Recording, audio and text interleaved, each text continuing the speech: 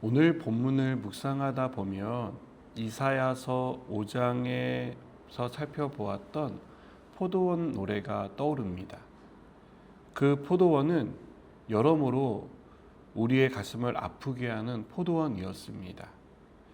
그때도 말씀드렸지만 포도원은 이스라엘 백성을, 포도원 지기는 하나님을 비유합니다.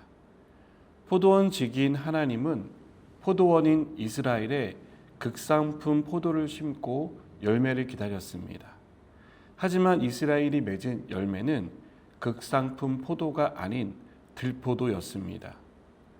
이에 대해 하나님은 포도원의 담장을 헐고 밭을 갈아엎는 심판을 내리십니다. 생각해 보십시오. 하나님이 극진한 돌봄을 받던 포도원이 하루아침에 버림을 받는다면 그 포도원의 상태는 어떻게 되겠습니까? 오늘 본문은 그때 그 포도원의 상태와 완전히 다른 것을 보여줍니다. 포도원지기이신 하나님이 이 포도원을 여전히 아끼고 보호하고 있다는 것을 보여줍니다. 이사야는 2절에서 그날에 너희는 아름다운 포도원을 두고 노래를 부르리라라고 말합니다. 그날은 하나님의 심판이 끝나고 회복이 이루어지는 날입니다.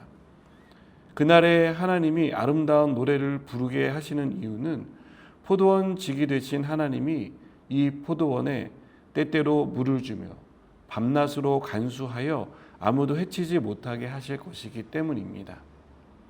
하나님이 지키시는 포도원, 하나님이 친히 돌보시는 이스라엘은 어떤 모습으로 변하겠습니까? 포도원을 넘보는 사람이 다시는 넘볼 수 없는 안전한 곳이 될 것입니다. 때마다 물을 주고 돌보시기에 건강하고 맛있는 포도를 맺는 그런 포도원이 될 것입니다. 하나님은 이스라엘이 응당 맺어야 할 열매를 맺지 못했을 때 진노하셨습니다. 그 진노의 심판으로 인해 이스라엘은 대적의 손에 넘어가 고통을 받았습니다. 그때 이스라엘 백성은 어떤 생각을 했을까요? 우리가 잘못했으니 회개하겠다. 아니면 왜 우리에게 이런 고통을 주실까 하고 원망했을까요? 하나님의 진노로 심판을 받는다는 사실을 알지만 대부분의 사람은 원망부터 합니다. 잘못을 알면서도 회개하지 않고 왜 이렇게 혹독하게 나에게 심하게 하시냐라고 불평합니다. 그리고 그 끝은 하나님이 나를 버리셨다는 생각으로 귀결되는 것을 봅니다. 하지만 오늘 본문에서 이사야는 하나님은 이스라엘을 한 번도 포기한 적이 없다고 말합니다. 진노 중에도 긍휼을 베푸셨고 이스라엘에 대한 돌보심을 그만둔 적이 없다고 말합니다. 그것은 동풍이 부는 날에 폭풍으로 그들을 옮기신 것을 통해서 나타납니다. 이것은 대적의 침입으로 인하여 그들이 고통 가운데 있을 때 하나님이 그들을 보호하셨다는 것을 보여줍니다. 이스라엘을 심판하는 도구로 사용되었던 대적들을 심판하실 때 그들에게 쏟은 진노를 통해서도 나타납니다. 하나님은 한 번도 우리를 포기한 적이 없습니다. 우리가 잘못을 깨닫지 못하고 고개를 뻣뻣이 들고 하나님께 따질 때조차도 하나님은 우리를 돌보아 주셨습니다. 그리고 마침내 자신의 잘못을 깨닫고 회개한 사람을 회복시켜 주십니다. 하나님의 진노는 무섭습니다.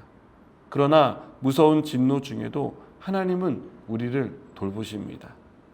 이것은 마치 자녀에게 화가 난 부모가 무섭게 몰아붙이지만 아이가 눈물을 뚝뚝 떨어뜨리고 무서워 떠는 모습을 볼 때 말의 수위를 낮추고 아이가 상처받지 않도록 신경 쓰는 것처럼 하나님은 죄인인 우리를 불쌍히 여기심으로 돌보시고 은혜로 감싸주시며 우리와 함께 하신다는 사실을 잊지 않았으면 좋겠습니다. 기도하시겠습니다. 하나님은 여전히 우리를 돌보십니다. 한 번도 우리를 돌보지 않은 적이 없으심을 믿습니다. 오늘도 그 은혜 안에서 하나님의 돌보심을 바라며 회복되어지는 우리의 삶이 되게 하여 주옵소서.